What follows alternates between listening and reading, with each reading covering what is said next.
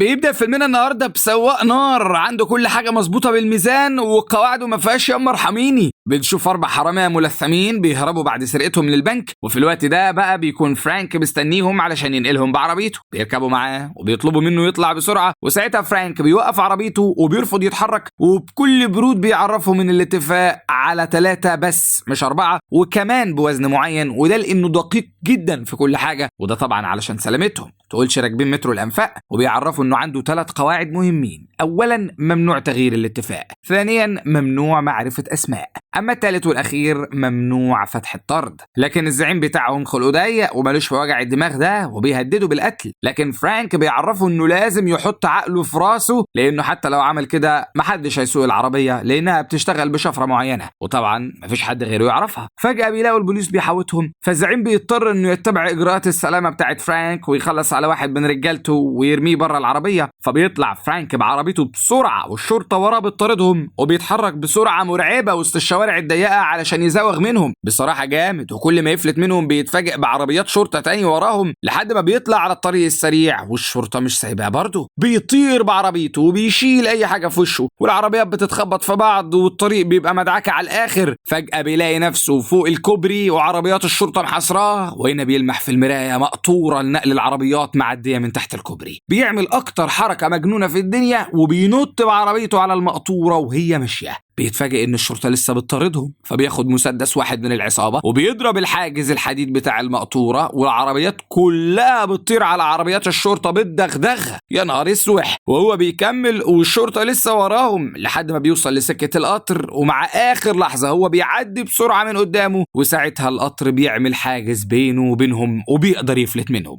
مش قلت لكم جامد؟ بيوصل للمكان المطلوب، لكن الزعيم بيطلب منه يكمل لمكان تاني وياخد اللي عايزه. ما هو خلاص بقى اعتمدوا، لكن فرانك بيرفض لان ده بره اتفاقهم، وزي ما قلت لكم اهم حاجه عنده الدقه. بيتعصب منه وبينزلوا يركبوا عربيه تانية مستنياهم، وفرانك بيروح لبيته اللي بيبقى فوق الجبل وقريب من البحر، وبنشوفه بينظف عربيته كويس وبيغير نمرته. وبعد شويه بيتفاجئ بالظابط تاركوني جاي له يحقق معاه، وبيعرفوا ان البنك اتسرق والعصابه هربت بعربيه شبه عربيته، وكمان بيساله انه بينزل المدينه ولا لا. فرانك بيعرفه انه اوقات بينزل يشتري اللي يحتاجه، وكمان بيعزموا يشربوا القهوة جوه. وتاركوني بيعرفوا انهم شافوا نمرة العربية بتاعته. الضابط بيفتش عربية فرانك وما بيوصلش لحاجة، فبيشكره وبيمشي. وبعدها فرانك بيجيله تليفون شغل، وبيبقى عبارة عن شنطة وزنها 50 كيلو. فعلا في 2 بيحطوا الشنطة في العربية، وفرانك ما بيكونش يعرف فيها ايه. وهو في الطريق عجلة عربيته بتنام، بيضطر يقف علشان يغيرها. لما بيفتح شنطة العربية علشان ياخد الاستبن،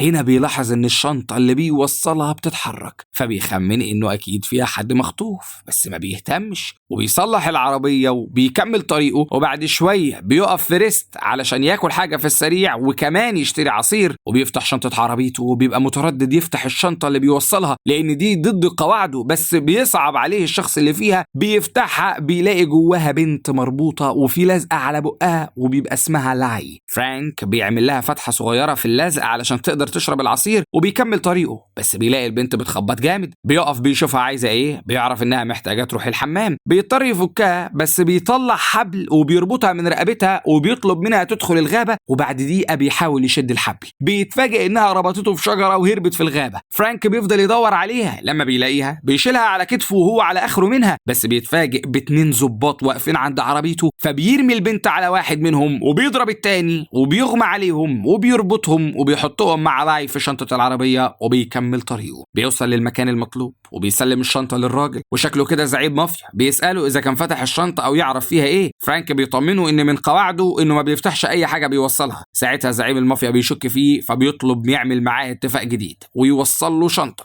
وفرانك بيوافق. بيعرفه هيوديها فين ولسه هيعرفه لمين، لكن فرانك بيمنعه لان دي القاعده الثالثه، وهي انه ما بيعرفش اسماء. بياخدها وبيمشي، وفي الطريق بيقف علشان ياكل في مطعم قبل ما يوصل الشنطه اللي معاه. بعد ما بيخلص وبيخرج لسه يقرب من العربيه علشان يركب، هوب العربيه بتنفجر. يا ابن اللذينه. ساعتها بيعرف ان الشنطه دي كان فيها قنبله علشان يخلصوا منه. بيرجع لهم تاني، وبنشوف فرانك بيدي الباب بالرجل بيكسره. بيلاقي كل رجاله الزعيم والمساعد بتاعه موجودين وبيضرب عليهم نار، بس هو بيمسك الباب وبيحتمي فيه وبيشتبك معاهم وبيقدر ياخد منهم مسدس وبيضربهم في رجليهم واحد ورا التاني. وفي نفس الوقت بنشوف لاي وهي بتستغل الدوشة دي وبتحاول تهرب. فرانك بيدور في البيت على الزعيم ومش بيلاقيه، بس فجأة بيهجم عليه واحد ومعاه فاس لكن بيتفادى ضرباته، وبيتفاجئ بواحد تاني بيخرج من أوضة ومعاه فاس. الاتنين بيحاولوا يضربوه بس فرانك بمهاراته ولياقته العالية بيدشملهم على الآخر. بيلاقي رشاش في الأرض بياخده بيضرب الرصاص في كل مكان وبيطربق البيت فوق دماغهم، وفرانك مش بيوصل لحاجة فبيدخل الجراج وبياخد منه عربية وبيطلع بيها. في الطريق بيكتشف ان لاي مستخبية في العربية من ورا، فبياخدها وبيرميها زي ما هي على الطريق وبيكمل، بس بيحس بالندم. بيرجع لها وبيحطها زي ما هي في شنطة العربية وهو بيشتم نفسه بكل الشتايم اللي يعرفها. بالليل بيوصل لبيته، ساعتها بيفك لاي وكمان بيحضر لها حاجة تاكلها وبيسيبها وبيدخل ينام. لاي بتقوم تفتش البيت كله وبتلاقي صندوق فيه درع ومليان صور وأوسمة، وبتعرف انه كان ضابط عمليات خاصة. في نفس الوقت زعيم المافيا بيروح للمستشفى لرجالته وبيعرف من المساعد بتاعه ان السواق هو اللي عمل فيهم كده وان القنبلة ما خلصتش عليه، وبيطمنه ان محدش فيهم اتكلم في تحقيقات البوليس. وبنشوف زعيم المافيا بيحط منديل في بقه وبيخنقه علشان يخلص عليه وسره يموت معاه، وبيخرج من غير ما حد يشوفه. تاني يوم الصبح فرانك بيتفاجئ بلاي لسه موجودة وعملت له فطار وقهوة كمان. بيقعد يفطر وهو مستغرب من طريقتها، بيطلب منها تجيب اللبن من قدام الباب، بس اول لما بتفتح الباب بتلاقي الضابط تاركوني قدامها. بيدخل وبيقعد يشرب قهوه مع فرانك وبيطلع له نمره عربيته قدامه على الترابيزه وبيساله عنها. فرانك بيعرفه انها اتسرقت منه امبارح بالليل في السوق وان اول حاجه كان هيعملها النهارده محضر بسرقه العربيه. تاركوني بيستغرب من وجود لاي وبيساله عنها. فرانك بيفهمه انه زهق من اكل المطعم وانه عايش لوحده فقرر يعين طباخه، لكن تاركوني بيشك في كلامه وبيساله ازاي وصل للبيت بعد سرقه العربيه. وساعتها لاي بتتدخل وبتعرفه ان هي اللي وصلته بعربيتها وبيطلب يشوفها، وفعلا بينزلوا للجراج وتاركوني بيستغرب ان دي عربيه طباخ. بيكمل كلامه مع فرانك وبيعرفه ان عربيته لقوها متفحمه قدام مطعم وكمان جواها 2 ضباط مقتولين، وبيطلب منهم يجوا القسم علشان ياخدوا اقوالهم وبيمشي. بعدها لاي ما بتكونش عايزه تروح مع فرانك القسم لكنه بيتعصب عليها وبيعرفها ان كل المصايب دي من تحت راسها. لكن في وسط كلامهم فرانك بيحس بحركه غريبه وبيتفاجئوا بصاروخ اتضرب عليهم والسقف بيتهد فوق دماغهم، بس بيقدروا يستخبوا تحت الترابيزه. بنشوف عصابه زعيم المافيا ومعاهم رشاشات واسلحه تقيله وبيضربوا على بيت فرانك، وهم جوه بيحاولوا يستخبوا بصعوبه من الرصاص اللي زي المطر، وبيتفاجئوا ان الرصاص وقف مره واحده لكنهم بيلاحظوا الصاروخ التاني بيتضرب عليهم. ساعتها بينطوا في الاسانسير على اخر لحظه وبينزلوا للبدروم، وفي نفس اللحظه العصابه بتضرب الصاروخ الثالث والبيت كله بيتطربق على بعضه، وفرانك ولاي بينطوا في الميه وهو بيغطس علشان يفك انبوبه اكسجين ربطها، وبنعرف انه مجهز بيته لاي هجوم. وبعدها بيعوموا لحد ما بيوصلوا لبوابه حديد وبيدخلوا منها البيت التاني. برنس والله. فرانك بيلوم نفسه علشان كسر قواعده. بعدها بيروحوا لتاركوني الاسم علشان محضر سرقة العربية، وهناك بيسأل فرانك عن الهجوم اللي حصل لبيته. فرانك بيفهمه انه خرج مع لاي على البحر يتمشوا وكمان يعوموا شوية، ولما رجعوا لقوا البيت بالشكل ده وانه اكيد الهجوم ده حصل بالغلط. تاركوني بيعرفه ان الرصاص الموجود في محيط بيته استحال يكون غلط وان المقصود هو، وبيسأله لو في اعداء من شغله القديم، وهو بيرد عليه ان مفيش حاجة تربطه بالماضي وانه دلوقتي ضابط متقاعد وبس. لكن بيقطع كلامهم استدعاء لتاركوني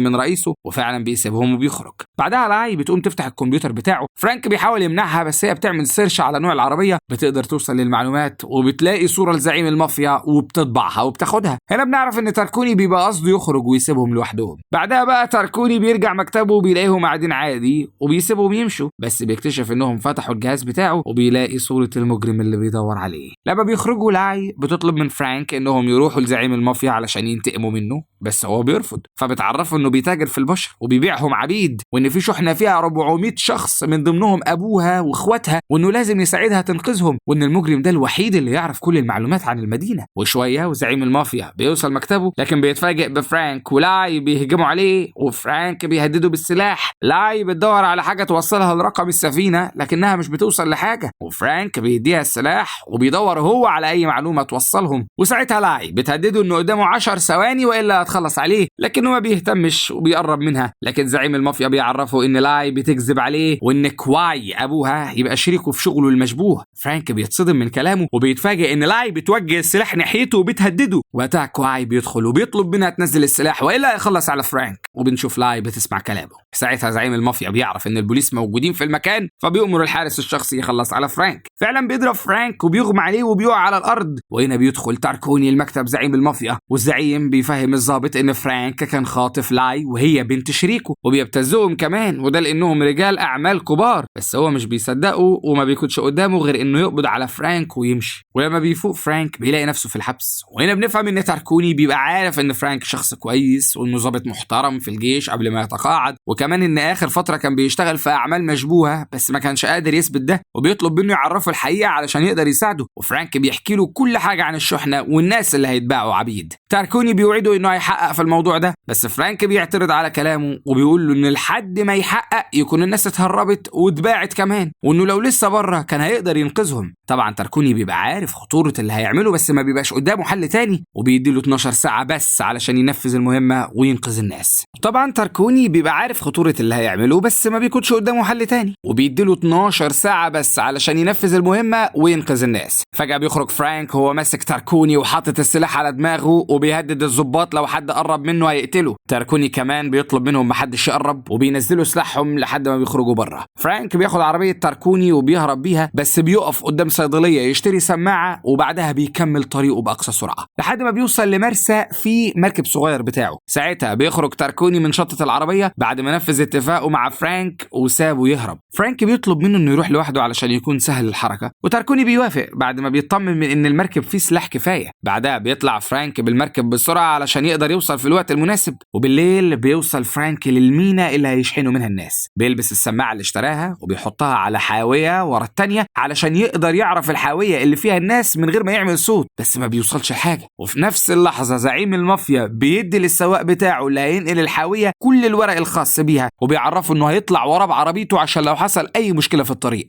بنشوف لاي في اوضه ومعاها حراس، وبيدخل ابوها علشان يعرفها انهم خلاص كل حاجه حصلت زي ما هو كان عايز، وكمان هيتحركوا بعد شويه. وهي بتبقى مش قادره تعمل اي حاجه او حتى تبلغ عنهم، وابوها بيقرر انها تسافر معاه غصب عنها. فبتعرفه انها بتكرهه علشان شغله المشبوه، وابوها بيضربها وبيؤمر الحراس ياخدوها ويتحركوا للمينا. وساعتها فرانك بيتعرض لهجوم من واحد من رجاله زعيم المافيا فبيقتله، وبيهجم عليه 2 كمان وبيصيبهم. بس زعيم المافيا بيدخل بنفسه وبيشتبك مع فرانك، وبيلاحظ مهاراته القتاليه العاليه وانه مش مهرب عادي. والزعيم بيطلب من رجالته يجيبوه حي علشان يعرف مين وراه. فرانك بيلاقي الحراس بيهجموا عليه من كل ناحيه بس بيقدر يتفادى ضرباتهم بكفاءه عاليه. وبعدها بنشوفهم بيحاولوا يقفلوا عليه باب الحاويه، وبالصعوبه بيفلت منهم وبيطلع فوقها وبيشوف الشحنات بتتحرك. بيجري بكل قوته علشان يلحقهم، وبالعافيه بيقدر يتشعبط في العربيه وهي ماشيه على الطريق، بس السواق بيلمحه فبيروح على جنب الطريق علشان يخبطه. وفرانك بيفلت اول مره لكن التانيه ما بيقدرش، وبيضطر انه ينط على اتوبيس بيتحرك لحد ما بيقف في المحطه. واول لما بينزل بيتفاجئ ب2 من رجاله الزعيم في وشه وبيهجموا عليه، فبيشتبك معاهم وبيقلع التيشيرت بتاعه وبيكتفهم بيه، ولكن بيلاقي رجاله الزعيم محاوطينه وما بيكونش فيه مخرج.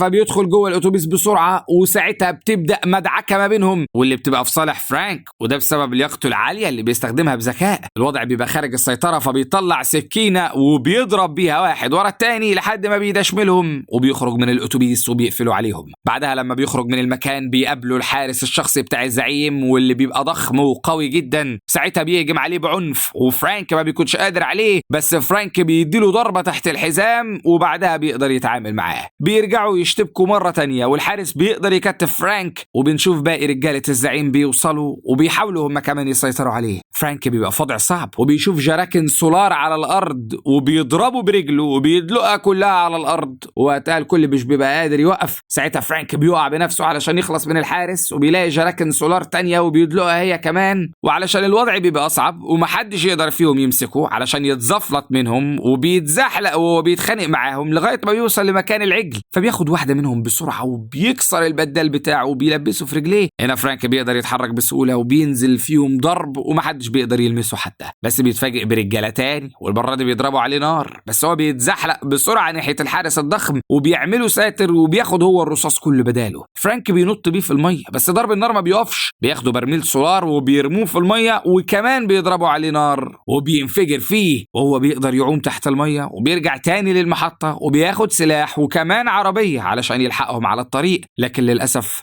ولكن للأسف العربية بتبقى قديمة وبتعطل في نص السكة. وقتها بيشوف طيارة رش مبيدات زراعية بيجري ناحيتها علشان يعرف المكان اللي هتنزل فيه، وبيوصل لمكانها وهناك بيهدد الطيار بالمسدس، واللي بيوافق انه يركب معاه وبيطيروا بيها، وفرانك بيقدر يلاقيهم بسهولة على الطريق. بيطلب من الطيار يكلم رقم تاركوني علشان يلحقه، وبنشوف فرانك بينط من الطيارة بالباراشوت وبينزل على العربية من فوق. الكل بيبقوا مصدومين من اللي بيعمله، وبيفك الباراشوت وبيطير على العربية اللي وراه، وبيفقد السواق السيطرة وبيخبط عربية تانية. بيحصل انفجار ضخم وما بيكونش فيه غير الشاحنة وعربية الزعيم واللي موجود فيها لاي وكواي أبوها. بعدها فرانك بيضرب سواق الشاحنة علشان ياخد مكانه، وبيضربه تاني. وقتها السواق بيتشعلق على الباب وبيقع بيه على الطريق. فرانك بيحاول يزنق على عربية الزعيم علشان يعطله، بس زعيم المافيا بيضرب عليه نار وكمان بيكسر المراية بتاعت العربية، بس بيتفاجئ بالزعيم في وشه وبيضربوا في بعض على الطريق، وكمان بيمسك فرانك من رقبته وهو بيحاول يفلت منه. وبنشوف فرانك بيقدر يتحكم في العربية برجليه، وكمان بيرجع بالكرسي لورا علشان يضغط عليه، لكنه بيقاومه بعنف وبيقدر يوقع فرانك من العربية. وبنشوف فرانك بيتشعبط في العربية وهي ماشية من تحت، والزعيم بيبقى مفكر انه خلص منه. وكواي بيشوف فرانك تحت العربية وبيضرب عليه نار. هنا فرانك بيحدف عليهم حتة حديد بتيجي في السواق، واللي بيفقد السيطرة على العربية وبيخبط بيه في الشجرة. بعدها بيقدر بصعوبة يطلع الشاحنة وبيضرب الزعيم برجله وبيطيره بره العربية وبيخلص منه. بيكمل فرانك في طريقه لحد ما بيوصل لحتة أمان، ولما بيقف بالعربية بيتفاجئ بكواي في وشه وبيهدده بالسلاح، وبيطلب من السواق بتاعه انه ياخد لاي ويخليها في العربية، ولو حاولت تهرب يخلص عليها. وكواي بياخد فرانك وبيمشوا لحد ما بيوصلوا لحافة الجبل، فبيسمع صوت رصاص. بيعرف ان بنته ماتت. بيقرر انه يخلص من فرانك، لسه يضربه بالنار. في اللحظة دي بتيجي طلقة في كواي بتخلص عليه، وبنعرف ان لاي اللي عملت كده في ابوها. بعدها بتنهار وفرانك بيحاول يهديها، وبعدها بيوصل تاركوني والشرطة معاه وبيحرروا المخطوفين. تاركوني بيعرفهم انهم قبضوا على زعيم المافيا، وبيشكر فرانك ولاي على اللي عملوه وبيقفل القضية. وبكده بيخلص ملخصنا. استنونا في ملخصات جديدة. اتمنى يكون عجبكم ملخص النهاردة. اعملوا لايك واشتركوا في القناة وفعلوا الجرس علشان توصل لكم كل ملخصاتنا الجديدة أول بأول. سلام.